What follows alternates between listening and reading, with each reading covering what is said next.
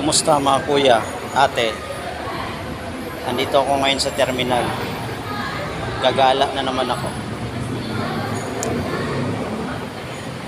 Ito lang ginagawa ko, gumagala lang kung saan saan. Hindi ko pwedeng sabihin kung anong terminal to, basta terminal ng bus.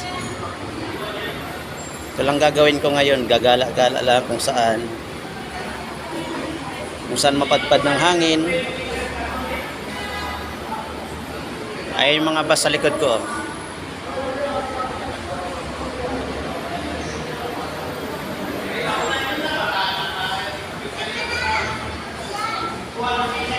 Maya-maya pipili ako kung anong gusto kong sakyan na bus.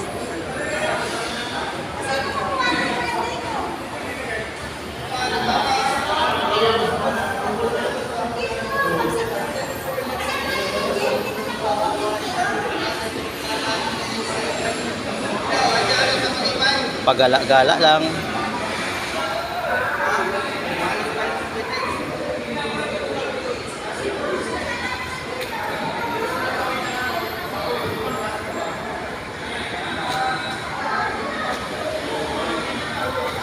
Konti lang yung bumibiyahe ngayon.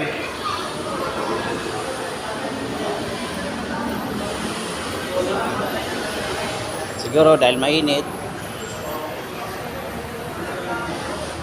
Kaya ayaw nilang gumala. Pero ako gusto ko talagang gumala kahit mainit.